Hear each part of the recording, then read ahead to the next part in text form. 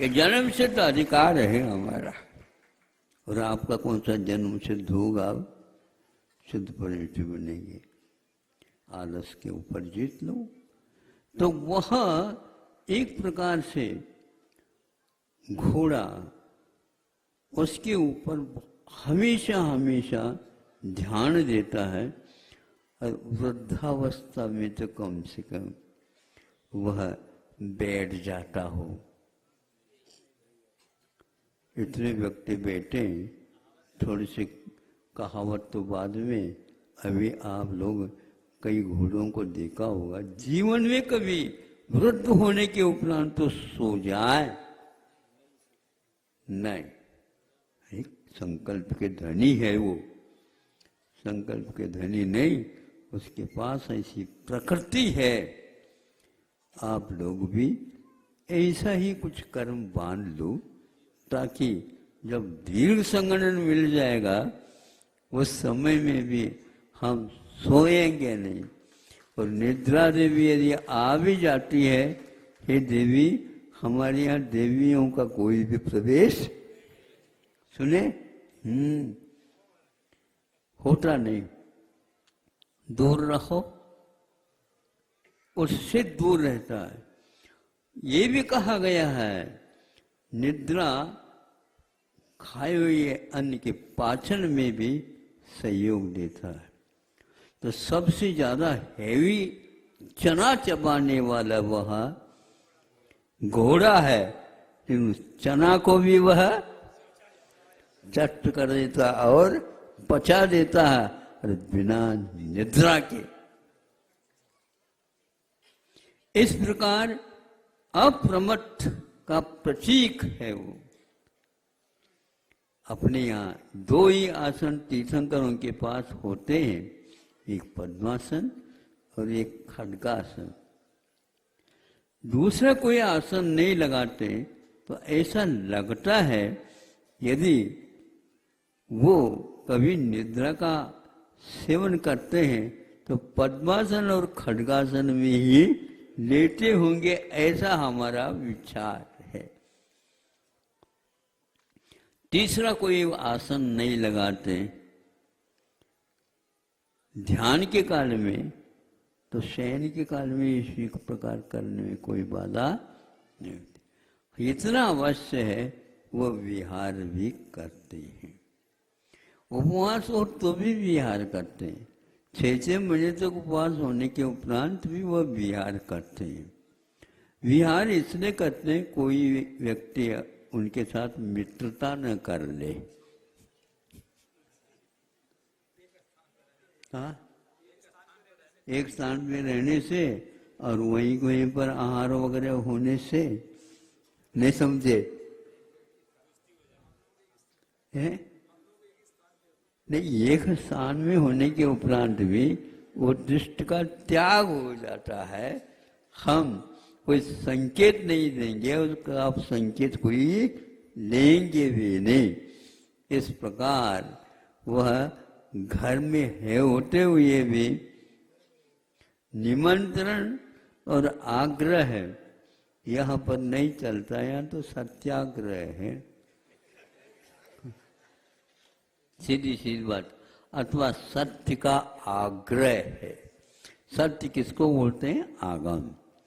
बाकी सारे के सारे असत्य के वहन करते हैं, लेकिन आगम में कभी भी असत्य का प्रयोग नहीं रहता है। इस प्रकार वह तीर्थंकर भी निद्रा को विजयी करने के लिए भी कठिन कठिन स्थानों में वहाँ पर जाकर के खड़े हो जाते हैं या बैठ जाते हैं।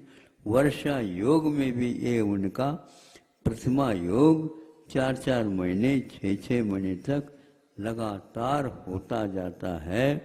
बाहुबली इसके लिए उदाहरण है। बाहुबली वह आहार के लिए भी नहीं उठे, निद्रा की तो बात ही नहीं, क्योंकि भोजन करे तो निद्रा है। लेकिन उनका इतना कठिनतम संकल्प था कि मैं बैठूंगा नहीं, सोऊंगा नहीं, बस खड़े हो गए तो खड़े हो गए, ऐसे अड़ गए, नहीं समझे जब तक नहीं मिलेगा तब तक दूसरा कोई कार्य नहीं। धन्य है। इस प्रकार निद्रा कर्म तो प्रत्येक के पास रहता है, लेकिन महाराज क्या करें, निद्रा कर्म का उदय है, ऐसा नहीं कान पकड़ करके यूं थोड़े से कर लो, निद्रा भग जाएगा। अच्छे ढंग से कर लेना, नहीं तो दूसरे कोई भी के हाथ में दे देना। कान यूं फेर लो, हाँ, मोड़ो मोड़ो तो है लेकिन तोड़ो नहीं उसको, उखाड़ो भी नहीं। अपने आप ही उसमें कुछ बिंदु पॉइंट्स हैं, उसके द्वारा निद्रा वहां पर रह ही नहीं सकती। ऐसे कई स्थानों पर लिखा गया है कि एकांत में बैठ जाओ, पक्का है निद्रा आपके पास नहीं आएगी। क्योंकि एकांत में जाने से अब हमारी रक्षा कैसे होगी? अरे यहाँ पर तो सर्प भी आते हैं, लगते हैं। कैसे? यहाँ पर उसका चिन्ह पड़ा हुआ है, यहीं कहीं बिल होगा। बिल नहीं महाराज, मामी है। एक नहीं हजारों उसमें रह सकते हैं। और जिस समय आप सोएंगे उस समय आपके परिचय के लिए वो आएगी। इसलिए सोना,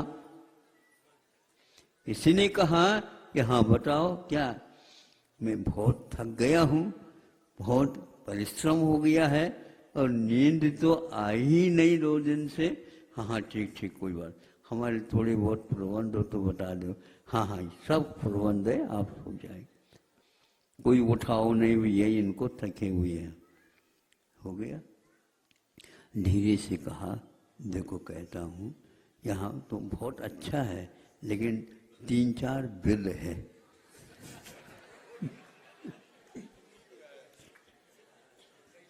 अब बताओ निद्रा देवी आएगी? नहीं है ना? आपके निद्रा भी बहुत शानी है। इसके लिए प्रशिक्षण कहाँ से मिला बताओ? अरे अपनी रक्षा जहां पर नहीं है वहां पर कैसे? रक्षा तो हम अपनी करेंगे। शरीर की रक्षा करने के लिए नहीं कहा, शरीर के लिए भाड़ा दो और आत्मा की रक्षा करो।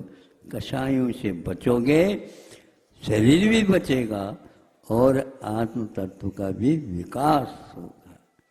इस प्रकार एकांत में रहने से अपने आप ही निद्रा के ऊपर विजय और भय के ऊपर भी विजय, भय को जीतने का भी वह साहस आ जाता है।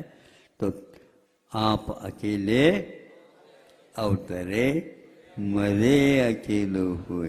ये याद है आप लोगों को? हाँ महाराज, याद करते करते बूढ़े हो गए, फिर भी रोते रहते हैं, वियोग हो जाता है। नाती पोते होने के उपरांत भी दादाजी के आंखों में पानी आता है, क्योंकि घर में कई सदस्य सो गए हैं बुखार के कारण आदि आदि। तो ये सारा वो ये है 12 भावना, 1200 भावना नहीं चाहिए मुझे, 12 ही चाहिए, पर्याप्त है, उनका कल्याण हो जाएगा। तो घोड़े से आप सीखेंगे और किसी से नहीं। हाँ, वह अश्व अपना श्वाम ने कुत्ता भी निद्रा विधि है, रात में भी रात्रि जागरण ऐसा उनका उसका नाम है। इसको जागता है ऐसा नहीं कह ले, खड़े होकर के सोता है, लेकिन वह सोने का बहाना करता है, पूरा नहीं सोता। उसके कान यूं यूं करते रहते हैं, कहाँ कहाँ है ये सब न्यूज लेता रहता है। एकदम बैठ करके बैठ जाएगा, भाग जाएगा वहाँ से जहाँ पर चहल पहल चल रही है। ऐसा अकेला ही कोई चोर वगैरह आ जाए तो अकेले कहते हैं हम जाग रहे हैं। कुत्ते भौंकने लग जाएंगे तो चोर भी भाग जाते। और आ जाएंगे लोग। इसलिए ऐसे भी प्राणी रहते हैं, इसलिए मूलाचार में श्वान निद्रा कहा है कि आपको कुत्ते के समान शयन करना है, अजगर के समान नहीं। अजगर जो है ना 6-6 महीने तक सोता बताते हैं। अनेक और प्रसिद्ध पुराण पुरुष भी हुए हैं जिन्होंने अपने जीवन में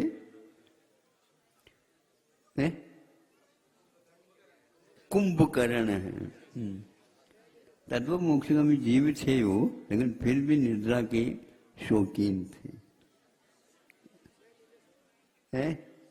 हाँ, बहुत निद्रा कर्म का उदय है।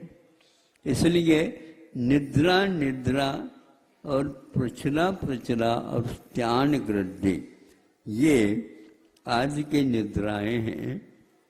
केवल निद्रा और प्रचला ऊपर के गुणस्थानों में भी पाए जाते हैं। प्रसंग के अनुसार आपके सामने जब कभी भी मिल जाए प्रसंग तो वो भी बता दिया जाएगा। अहिंसा परमो जय।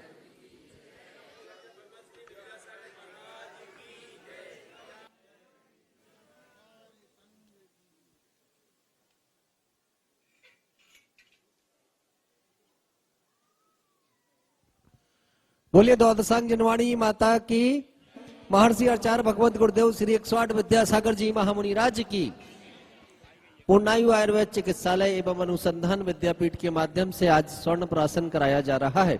आप अपने बच्चों को आजीवन निरोगी बनाने के लिए आयुर्वेद के वैक्सीन की तरह कारगर इस स्वर्ण प्राशन का सेवन अवश्य कराएंगे। सभी से निवेदन है कि छोटे बच्चे से लेकर के बड़ी उम्र का प्रत्येक व्यक्ति इस स्वर्ण प्राशन का सेवन कर सकता है। आप हमारे पूर्णायु आयुर्वेद चिकित्सालय एवं अनुसंधान विद्यापीठ के केंद्र पर पहुंच करके स्वर्ण प्राशन अवश्य कराएं और बच्चों को विशेष रूप से स्वर्ण प्राशन का सेवन आज कराएं, क्योंकि आज विशेष नक्षत्रीय संयोग भी है। इस अवसर पर आयुर्वेद की औषधि विशेष कार्य करती है और आपके बच्चों को रोग प्रतिरोधकता की क्षमता बढ़ा करके कवच देने का काम करती है। तो आप सभी लोग स्वर्ण प्राशन का लाभ अवश्य लेंगे।